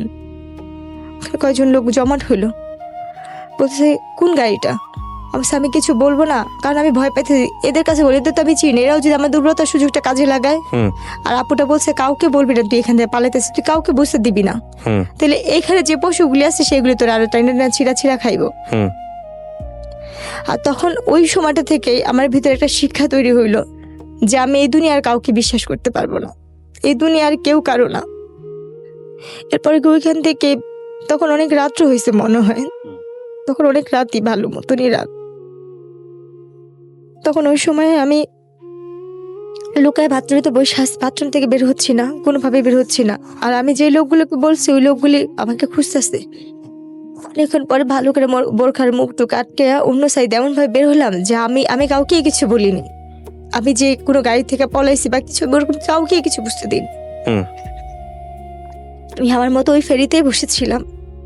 এরপর যখন ফেরিটা ঘাটে ভিড়লো, ওরা তো খুঁজতেছে কোনোভাবে পাচ্ছে না। আমি গাড়িটাকেও দেখতেছি লুকা এক সাইডের থেকে ভিতরে। ওখান থেকে দেখি কি গাড়ি থেকে 3-4 জন বের হয়েছে, চান্দমাথা যে লোক উনিও বের হচ্ছে। পরে আমি তাড়াতাড়ি করে জোরে জোরে হাইটা আগা ফেরির মধ্যে যে খাবারের দোকানগুলো থাকে না, যে খাবার খায় হোটেল টোটেল, ওইখানের ভিতরে ঢুকছি খুঁজে খুঁজে। ওইখানে ঢুকে আমি এক সাইডে গিয়ে এক পাশে যে দাঁড়া, মানে এমন ভাবে করতেছি যে আমি দোকান থেকে কিছু কিনতেছি, যে আমাকে কেউ না দেখে বা না করে। কারণ আমি তখন বুঝি যে আমার যে করেই হোক আমার এই জায়গাতে বাঁচতে হবে, এবং আমি এইখান থেকে বাঁচার পরে ওই স্বামী নামে যে পশুটা ছিল তার সাথে আমি আর কোনো ধরনের যোগাযোগ করব না, তার সাথে আমি আর কোনো ধরনের সম্পর্কেই রাখবো না। আমার নসিবে যা আছে তাই হবে। কারণ আমি তো বাচ্চাদের রাখার জন্য, আমার বুকে রাখার জন্য আমি অনেক চেষ্টা করছি। আমার 2টা সন্তানকে মানে কষ্ট করে পালছি। আজকে আমার সেই বাচ্চাদের আমি চোখেও দেখি না, জানিও না কোথায় আছে, কিভাবে আছে, কিছুই জানি না। শুধু অভাবের কারণে আমি তার সব ধরনের অত্যাচার, সব ধরনের কথা আমি মাইনা নিচ্ছিলাম। এরপরে যে ওর গাড়িটা নেমে গেছে, গাড়িটার থাকে না, অপেক্ষা করে নেই আমার একজনের জন্য আর 10টা মেয়ে করবে। আর মানুষ যেহেতু ওখানে ভিড় হয়ে গেছে, এরপরে গিয়ে ওই গাড়িটা চলে গেল আর আমি বসে রাখলাম যে এই ফেরিটা কখন আবার ওই পারে যাবে। ওই পারে গেলে আমি ওইখান থেকে গাড়িতে, আমি আবার একটা মুরব্বিকে আন্টিকে জিজ্ঞেস করলাম যে আচ্ছা খালাম্মা, আমি এখান থেকে ঢাকা গেলে কিভাবে ঢাকা যাব? পরে বলতেছে তুমি ঢাকা গেলে তো তোমার ঢাকার বাসে উঠতে হইব। হুম। তা আমি বলছি আন্টি ঢাকার বাস কোথায়, এইখান থেকে পাবো? বলছে না, ওইখান থেকে যে গাড়িগুলো আসবে তুমি সেগুলিতে উঠবা, এটা তো ওদিকে যাবে, আর ওদিক থেকে যেটা আসবে সেটা ঢাকার দিকে যাবে। ওকে। আমি কখনো রাস্তাঘাট নিই না যে আমি কোথাও যাব। তখন আমি ওখানে বসে থাকলাম যে কখন ঢাকার বাস আসবে। আর যেহেতু আমি ভালো করে পড়তে পারি না, আমি যে ক্লাস 6 পর্যন্ত পড়ছি, আমার মানসিক টর্চারিং এ বা আমার যে ধরনের প্রেশারগুলো গেছে ভাই, আমি এখনো পড়তে গেলে হিমশিম খাই, মানে আমার ভালো করে মনে পড়ে না। তখন আমি কি করলাম, বসে পড়ে অনেকক্ষণ বসে থাকার পর দেখতেছি যে ঢাকা লেখা যে বাসগুলো, ওখানে একটা যে বাস আসতে, বাসটার নাম হচ্ছে ফাল্গুনি, একটা কাউন্টারের কোনো একটা বাস, ঢাকা যাবে, ঢাকা খুলনা যশোর এরকম নাম লেখা, মানে কয়েকটা ইয়ে। তখন আমি বললাম কি এই বাসটা কি ঢাকা যাবে? পরে বলতেছে কি হ্যাঁ এটা তো ঢাকা যাবে।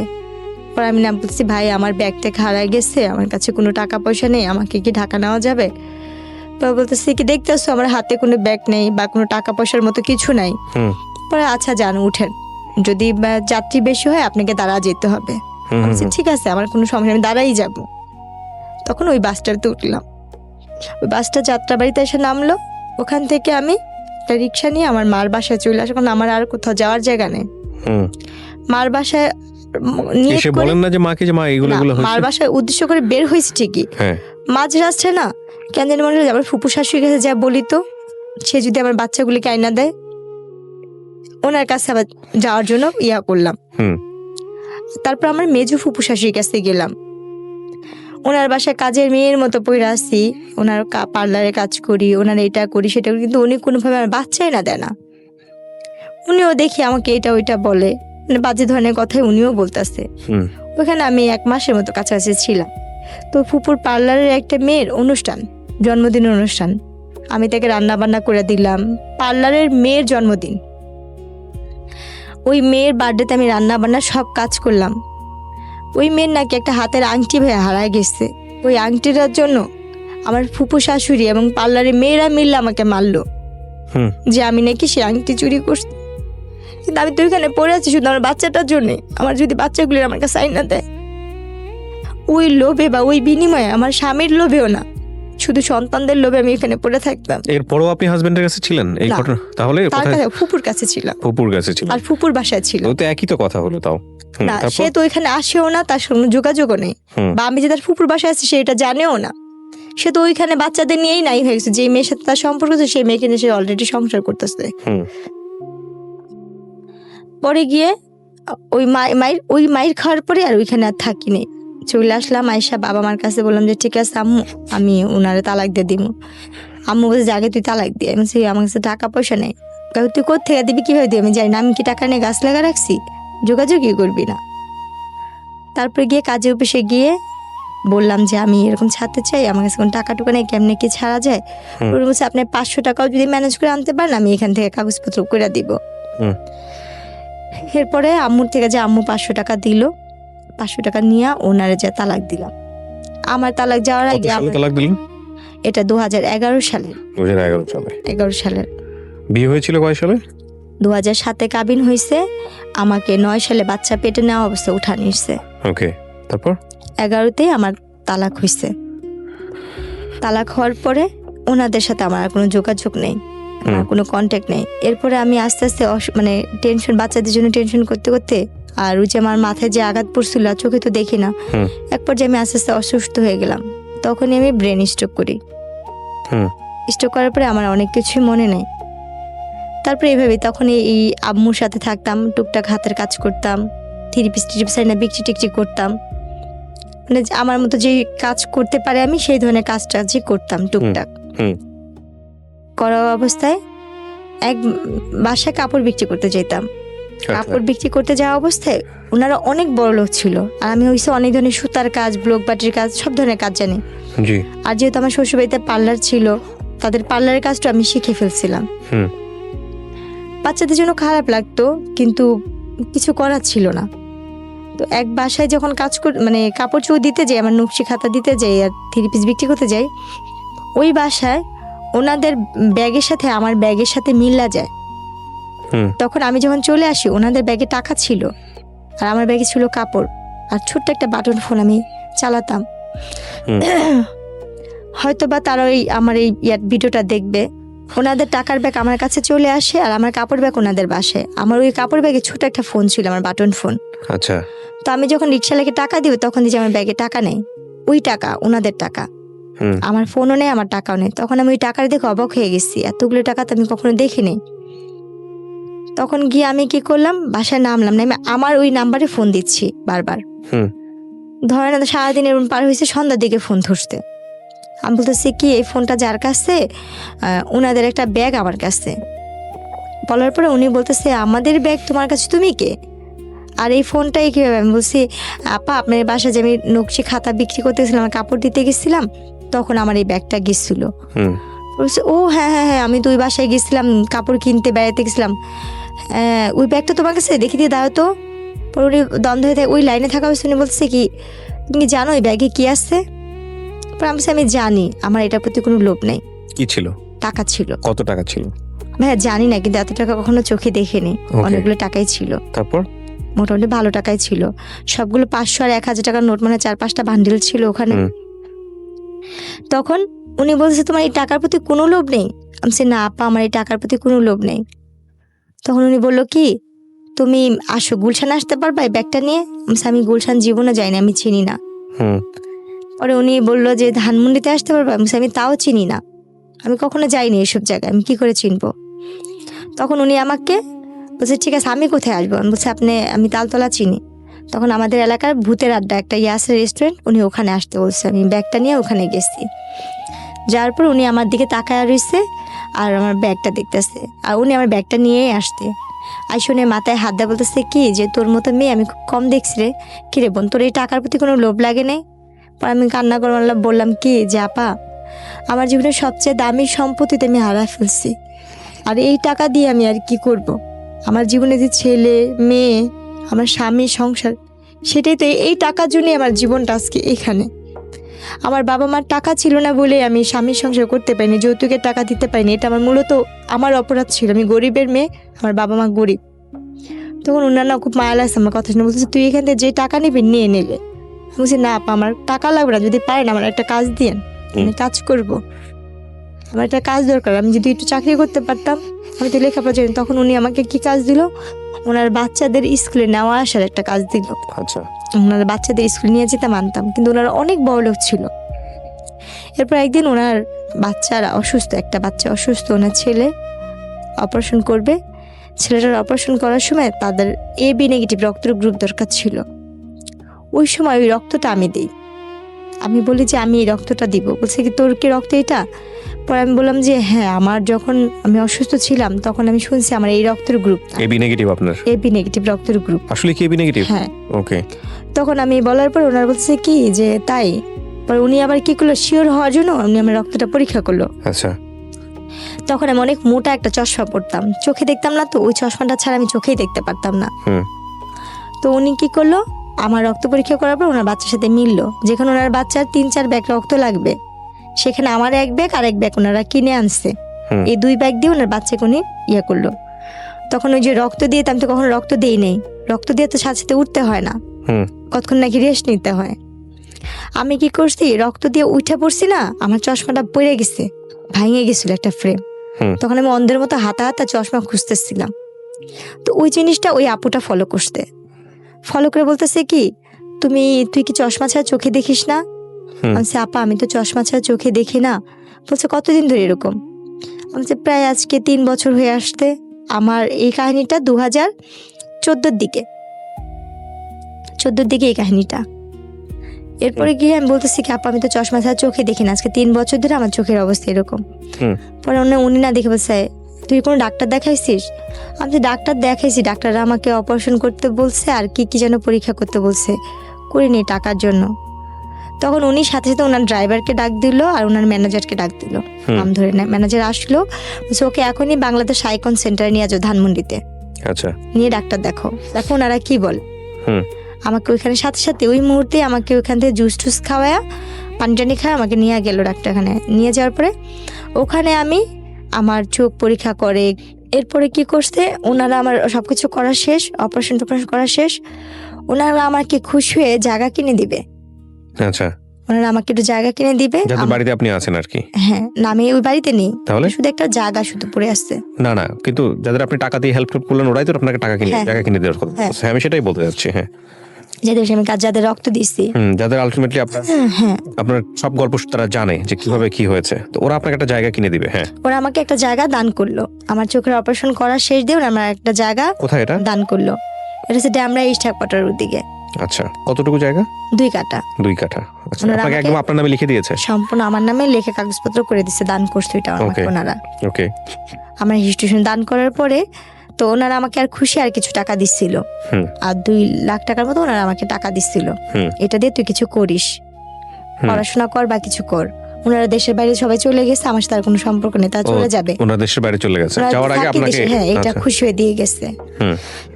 তো আমি ওই মুহূর্তে না ভাবছি কি, যেহেতু আমি লেখাপড়া যাই না, আমার 2টা বাচ্চা আছে, হুম।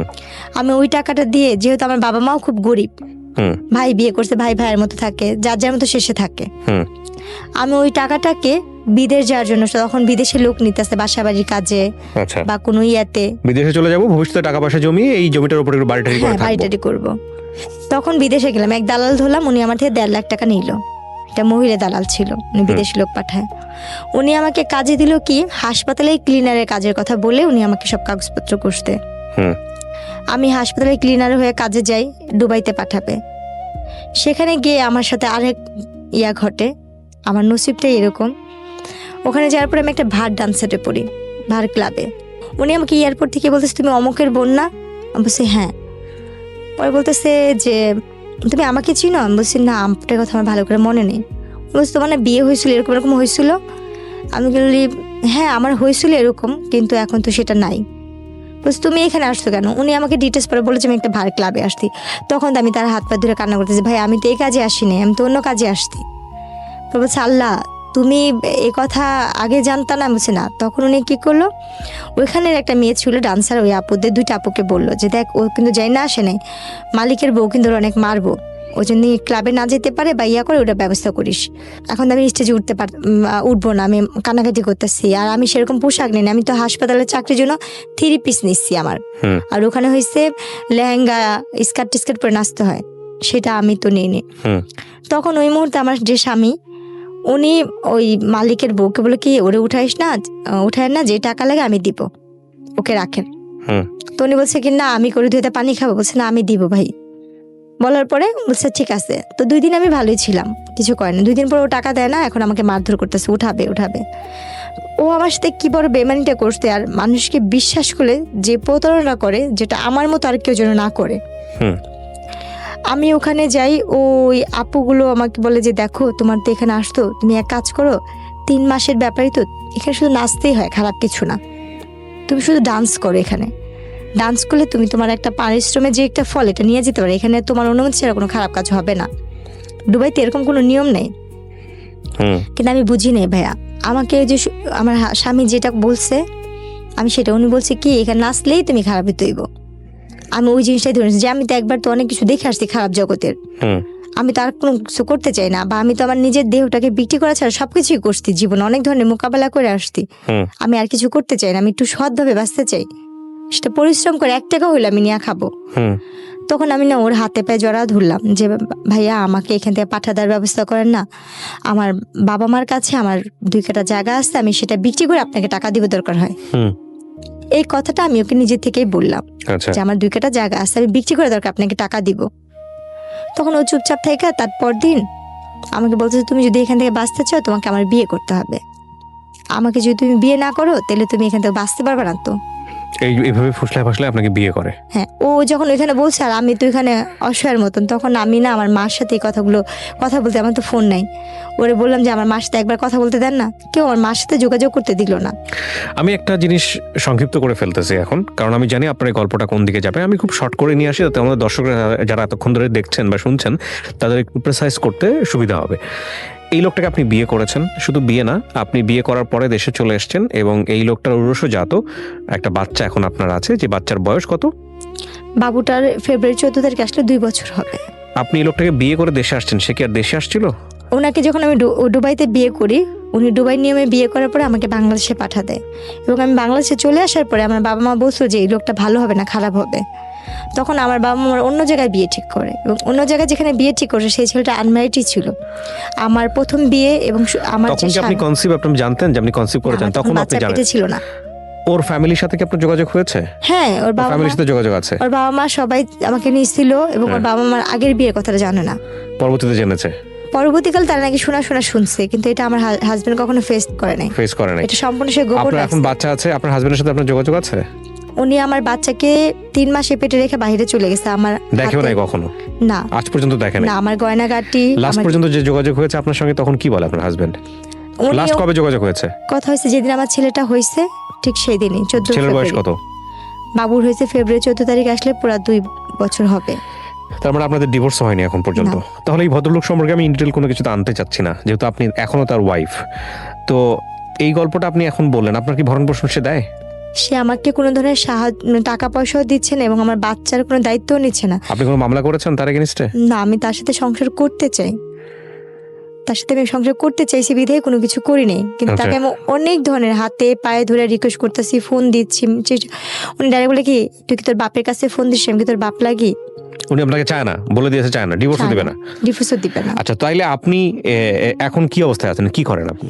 আমার এই ছেলেটাকে আমি 3 মাসে পেটে নিয়ে আমি মানুষের বাসা, আমার বাবা মা আমাকে মাইনা নেন, আমি তো একা বিয়ে করছি, তাকে এই জন্য মেনে নেয় না? মেনে নেয় না। তো আপনি এখন মানুষের বাসায় কাজ করেন, 3 মানুষের মাসে বাসায় পেটে কাজ নিয়ে করি। আপনার বাচ্চাটাকে নিয়ে মানুষের বাসায় থাকেন। হ্যাঁ, আজকে এই গল্পটা বললেন, আমি জানি আপনি মানুষের কাছে সাহায্য প্রার্থী এই অর্থে যে আপনার একটা ব্যবস্থা হোক, কাজের ব্যবস্থা হোক, আপনার ছেলেটার একটা ভবিষ্যৎ নিশ্চিত হোক। এই অর্থে আপনার সঙ্গে যোগাযোগ করার রাস্তা আমি ওপেন করে দিব, যে কেউ চাইলে আপনার সঙ্গে যোগাযোগ করতে পারবে। কিন্তু আপনি যে কারণে মানুষের বাসায় যান না কাজ করতে বা কাজে নেয় না, ঠিক একই সমস্যা কিন্তু এখানেও তৈরি হবে। আপনি কি বুঝতে পারছেন আমার হ্যাঁ, কথা? আপনি আমাকে এটা বলছিলেন, বলছি না, 1 যেখানে বছর ধরে আমি আপনাকে বলছি। 1.5 বছরের প্রায় হ্যাঁ, আমি বলছি আমার কিন্তু। বাবুকে 3 মাসের থেকে শুরু করে আমি আপনাদের এখানে অনেক ফোন দিছি, অনেক যোগাযোগ করছি, কোনোভাবে না। তারপর বাবুকে 5 মাসে 6 মাসে নিয়ে আমি এখানে ডাইরেক্ট আসছিলাম এই অফিসে। রাইট, আমি সেটাই বলতেছি যে সেই সমস্যাটা এখানেও তৈরি হবে। তারপরেও কি আপনি আপনার ফোন নাম্বার দিতে চাচ্ছেন যোগাযোগ করার জন্য? আমি কেন দিতে চাচ্ছি ভাই, আমি আমার দেওয়ালে পিঠ ঠিক হয়ে গেছে, আমার কোনোভাবে উপায় নেই। আমার বাচ্চাটাকে নিয়ে আমার বাচ্চাটাকে নিয়ে আপনারা কিন্তু জানেন আমি ফাঁসি দিতে গেছিলাম আমার ছেলেটাকে নিয়ে, অভাবের কারণে। আমার ছেলেটা দুধ খেতে পারে না, আমার ছেলেটা দুধের জন্য কান্না করে, আমি ওর দুধ কিনা খাওয়াইতে পারি না, আমি ওর ভাতের মার খাওয়াই।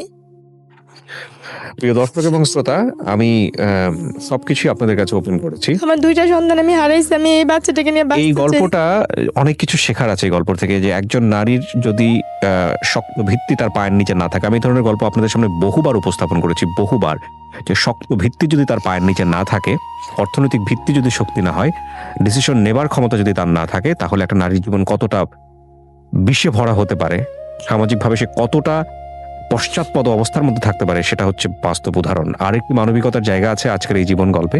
আপনার এই মানুষটির সবচেয়ে বড় যে সমস্যাটি হয়েছে, সে যেখানে কাজ করতে যাবে চেহারায় তার জন্যে কাল হয়ে দাঁড়িয়েছে। আমরা আমাদের এই অনুষ্ঠানে অনেক মানবিকতার উদাহরণ দেখেছি, অনেক উদাহরণ দেখেছি। আমি চাই আমাদের এই বোনটির একটা ব্যবস্থা হোক। যে করতে পারবেন, যিনি করতে পারবেন, তার জন্য আমার অফুরন্ত দোয়া থাকবে। আমি নাম্বারটি ওপেন করে দিচ্ছি, বাট আপনাদের কাছে বিনীত রিকোয়েস্ট হচ্ছে মানুষের পরিচয় দিয়েন, অ্যাটলিস্ট অমানুষের পরিচয় দিয়েন না, সাহায্য যদি করতে না পারেন। যদি এই বোনটির একটা কর্মসংস্থান হয়ে যায় বা একটা স্বাভাবিক জীবনে সে যেতে পারে, সেটা নিঃসন্দেহে অনেক বড় পাওয়া হবে। এবং একই সাথে যারা কিছুই করতে পারবে না, দোয়া করবেন ওর জন্যে।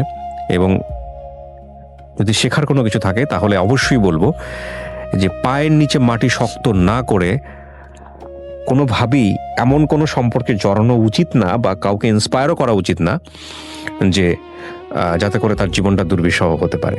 আমি শেষ একটা প্রশ্ন করব, তারপরে হলো আপনাকে আমি আপনার যোগাযোগ নাম্বারটা এখানে দিতে বলবো, যে নাম্বারে যদি কেউ সাহায্য করতে চায় সে যেন যোগাযোগ করতে পারে, এবং সেটা আপনি স্বেচ্ছায় করছেন, সমস্ত কিছু জেনে শুনে করছেন।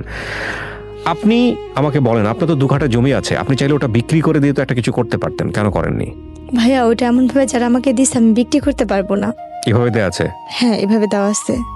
নাহলে তো আমি ওইটা বিক্রি করলে আপনি 3 লাখ করে 12 লাখ করে কাঠা হইলে আমি 2 কাঠা বিক্রি করলে হয়তো নিচের পক্ষে 4 লাখ বা 5 লাখ টাকা হয়তো বা পাবো, কিন্তু এটা এমন ভাবে তারা দিচ্ছে আমি বিক্রি করতে পারবো না। আচ্ছা, আমি নাম্বারটি দেওয়ার আগে আপনাকে আবারও সতর্ক করছি, এই নাম্বারটি দেওয়ার ফলে কোনো লিসনারের সঙ্গে, কোনো ভিউয়ার্সের সঙ্গে যে কোনো ধরনের ব্যক্তিগত সম্পর্কে জড়ানো, যে কোনো ধরনের নেগেটিভ কোনো কিছু তৈরি হওয়া, বা কোনো ধরনের কোনো কিছু যেটা আপনার জীবনের জন্য দুর্বিষহ হতে পারে, সেটার দায় দায়িত্ব সম্পূর্ণই আপনার। এ বিষয়ে ঢাকা FM বা আমি RJ কিবরিয়া কোনো ধরনের দায় নিব না। এটা জেনে শুনে আপনি নাম্বারটা দিচ্ছেন। কার সঙ্গে আপনি কথা বলবেন, কার সঙ্গে আপনি সম্পর্কে জড়াবেন, কার সঙ্গে আপনার কি হবে না হবে, সমস্ত সমস্ত কিছু আপনার, এখানে আমাদের কোনো দায় নেই। আপনি কি বুঝতে পেরেছেন আমার কথাটা? হ্যাঁ, সেটা বুঝতে পারছি। জেনে শুনে আপনি দিচ্ছেন, আপনার যদি ভালো হয় সেটাও আপনার, যদি মন্দ হয় সেটাও আপনার। ঠিক আমি আছে? এখানে সবার কাছে শুধু একটা কথাই বলবো, আমার জীবনে প্রথম যেটা হয়েছে আমার বাবা আমার ভুলের কারণে, অভাবের কারণে আমার বাবা আমাকে বিয়ে দিচ্ছে। রাইট। এটা হয়েছে আমার তরফ থেকে কথা। আমার মতো জেসমিন যারা সবার ঘরে জন্ম হয়েছে, যারা গরিব ফ্যামিলি, বিশেষ করে এদের বাবা মা যদি রিক্সাও চালায় ভাত খাওয়া সন্তানকে যেন অল্প বয়সে বিয়ে না দেয়, এটা থাকবে। আর এখানে আমি কি পাবো আমি সেটা জানি না, মানে চেয়ারের কারণে একটা বড় লোকের ঘরে দিয়ে দেয়, এটাও যেন না করে। কিন্তু আমার মতো এরকম একটু সুন্দর হলে বা একটু কিছু হলে চেহারার জন্য আহামরি বড় লোকের লোক যাতে না করে একটা গরিবের ঘরে বিয়ে দেয়, যে রিক্সা চালায় গামছায় ভরে ভাত আনবে, চাল আনবে, সেটা রান্না করে খাবে। এক্স্যাক্টলি। শুধু গরিবের মেয়ে বলে, ভালো থাকবো বলে আমার বাবা মা ভালো দেখে বিয়ে দিয়েছিল। ওই বিয়েটাই আমার জীবনের অভিশাপ। আর আমি আমার জায়গা থেকে বলবো, যারা একটু কোনো কিছু কারোর মাধ্যমে সাহায্য পাওয়ার পরে অন্য কাউকে বিশ্বাস করে ভালোবেসে কারোর কাছে যেন না যায়। ফোন নাম্বারটা বলেন, আপনার কোনো ফোন নাম্বার আছে যেটা আপনার সঙ্গে কথা ফোন বলা যায়? নাম্বারগুলো হয়েছে আমার। জি বলেন। এটা কি আপনার নামে রেজিস্ট্রেশন করা আছে ফোন নাম্বারগুলো? আমরা কিন্তু চেক করিনি। হ্যাঁ বলেন। আমার নামে বলেন। 01945887880। আচ্ছা, আরেকটা? আরেকটা হয়েছে 013007338 আচ্ছা, আপনি যে দুটো নাম্বার দিলেন এই দুটো নাম্বারে কি বিকাশ করা আছে বা নগদ করা আছে? আচ্ছা, প্রিয় দর্শক এবং শ্রোতা, আমি বারবারই আপনাদেরকে বলি, এই দুটো নাম্বার আসলে ওর যতটা আর্থিক সাহায্য দরকার তার চেয়ে বেশি দরকার ওর একটা কর্মসংস্থানের, তার চেয়ে বেশি দরকার ওর সন্তানের সিকিউরিটি। আমি ইন্সপায়ার করব যে ওর অন্তত এই জায়গাটা আপনারা এনশিওর করেন। আপনারা খেয়াল রাখবেন যে এই গল্পটা আসলে মানুষ বলে যে কাঙ্ক্ষিতভাবে চেহারা চায়। আমি বহুবার ওকে 1 বছর 1.5 বছর এখানে নিয়ে আসছি, ও আমাকে ঘুরে ফিরে একটা কথাই বলছে, ভাইয়া মানুষের সৌন্দর্য নাকি মানুষের জন্য পজিটিভ, আমার জন্য সৌন্দর্যটাই অনেক বেশি নেগেটিভ হয়ে গেছে। তো সেই জায়গাটা থেকে চলেন, ওর জন্য আমরা যদি পারি ওর একটা কাজের ব্যবস্থা করি, ওর একটা কর্মসংস্থানের ব্যবস্থা করি, এবং যে যেভাবে পারেন ওর পাশে দাঁড়ান। আমরা চাই ওর সন্তানের একটা ভবিষ্যৎ হোক। আমি আমার জায়গা থেকে আপনার গল্পটা 1.5 বছর ধরে আপনাকে ঘুরিয়ে প্রত্যেকবারে আপনাকে আমি ইন্সপায়ার করেছি গল্পটা না বলার জন্য। আমি কি ঠিক বলেছি? হ্যাঁ, আপনি আমাকে অনেকবার না ফিরাই দিছি। আর আমি বারবারই আপনার সেই কারণে আসছি, আমার চলার মতো কোনো পথ নেই। আর আমি কোথা থেকে আর আমি আপনার গল্পটা এই জন্যই প্রচার করলাম যাতে করে এই গল্পের শিক্ষণীয় বিষয়গুলো নিতে পারে। কারণ আমি জানি গ্রামের মানুষ থেকে শুরু করে সবাই আমার এই অনুষ্ঠানগুলো দেখে, সব শ্রেণীর মানুষগুলো দেখে। আপনি যে কথাগুলো লাস্টে বলছেন না, যে সামর্থ্য যতটুকু অতটুকুই যাওয়া উচিত, এটাই হচ্ছে এই গল্পের সবচেয়ে বড়। দেওয়া ভালো, কিন্তু গরিবের কাছেই যেন যায় এই সম্পর্কের জায়গা কিন্তু থেকে। কোনো বড় লোকের কাছে, আর একটা মেয়ে যদি কম শিক্ষিত হয় তাকে কম শিক্ষিত ছেলের কাছেই বিয়ে দেওয়া ভালো। কোনো শিক্ষিত ছেলের কাছে দিবে, সে খোঁটা দিবে। হাতে গোনা কয়েকজন দেখা যায় আল্লাহ দুনিয়ায় ভালো থাকে, যেমন ম্যাক্সিমাম সিনারিওটাই এরকম। হ্যাঁ, যাদের মধ্যে যারা আমাকে হেল্প করছে তারা ভালো ছিল, বা আমি কাউকে বিশ্বাস করে গেছি এটা আমার ভুল ছিল, বা আমি যেখানে কাজ করতে যাই কেউ আমাকে কাজে নেয় না, কাজের আগে বলে কি তোমাকে কি কাজে নিব, দেখা গেছে আমার স্বামী বা আমার ছেলে তোমার সাথে, তখন আমার মুখ ঢেকে কাজ করতে হচ্ছে। আতঙ্কের জায়গা। সর্বক্ষণ এইভাবে ঢেকে কাজ করি আমার বাচ্চাটাকে কোলে নিয়ে। এমন দিন যায় আমার ছেলেটা যখন ছোট, আপনি দেখছেন আমি যখন আপনার এখানে আসছিলাম, আমি এক বাসাতে কাজ করে ভিজা শরীর নিয়ে আপনার কাছে আসছিলাম, বোরখাটা গায়ে দিয়ে। আপনার বাচ্চাকে একটা তসবি দিছিলেন, আমার ছেলেটা তসবি নিয়ে গেছিল। আচ্ছা, আমার বাচ্চাটাকে রেখে আমি যখন কাপড় ধুই, আমার ছেলেটা আমার সাথে যে বাথরুমে বসে কাপড় ধোয়। প্রিয় শ্রোতা এবং দর্শক, এই ঠান্ডার কাজের জন্য আমার বাচ্চাটা মেডিকেলে ভর্তি ছিল। একবার আমি দোকান থেকে 2 টাকা 5 টাকা তুলে আমার বাচ্চাকে চিকিৎসা করছি। আমি জানি আপনি গল্পগুলো আমাকে বলেছেন। আমি তো বললাম এখানে যে আপনার গল্পের জুপাক খান, সেটা যদি আমি ঘন্টার পর ঘন্টা মানুষকে শোনাই। আমার এই নুসপাপ দুধের শিশু বাচ্চা নিয়ে আমি ফাঁসি দিয়ে যখন মরতে গেছিলাম, আমার ছেলেটা বাথরুম করে দিছিল। আর সেদিন থেকে আমি ওয়াদা করছি, আমার যদি কোনোদিন কারো কাছে ভিক্ষার থাল নিয়েও দাঁড়াইতে হয়, আমি আমার ছেলের জন্য আমি মানুষের দরজায় ভিক্ষা থাল নিয়ে দাঁড়াবো, কিন্তু আল্লাহ পাক যেন কোনো কারণে আমার এই রশিটাকে ছিঁড়া দেয়। তখন আমি অনেক কষ্ট, আমার পার নিচে যে টুলটা ছিল সেটাও পড়ে গেছিলো। আর মৃত্যু যে কত ভয়ানক হয় আমি সেই দিন দেখছি। এর আগের কথা আমার মনে নেই, কিন্তু চোখের সামনে আমার অতটুকু 6 মাসের বাচ্চা পায়খানা করে দিচ্ছিল। কি করছিলেন আপনি? ওরও ঝুলাই ফেলছিলেন একসাথে একই রশিতে, যদি না দিতাম সেদিন 2 দিনই মারা যেত। আমি জানতে চাই না। প্রিয় দর্শক এবং শ্রোতা, আমি শেষ করছি। ভালো কিছু হোক, এই অনুষ্ঠানের অনেক বড় শক্তি আছে, অনেক ভালো কিছু, অনেক ভালো। আপনি হাতের কাজ জানেন? হ্যাঁ। কি ধরনের হাতের কাজ জানেন? আমি সেলাইয়ের কাজ জানি, কাঠচুটির কাজ জানি, কিন্তু আমার কোনো সামর্থ্য নেই, আমি একটা মেশিনও কিনতে পারি না। আমি আজকে কয়েক মাসের, আমার 6 মাসের ঘরবার টাকা জোগাড় হয়েছে এই লকডাউনের জন্য। আমি কোথাও কাজ করতে পারি না দেখে আমার ঘরবার টাকাও দিতে পারি না। যতটুক টুকটাক ছিল সেগুলো আমার এখন আপনার একটা নেই। ব্যবস্থা নিশ্চয়ই হবে। ভালো থাকুন প্রিয় দর্শক এবং শ্রোতা, ওর ভাগ্য পরিবর্তন হবেই হবে ইনশাল্লাহ।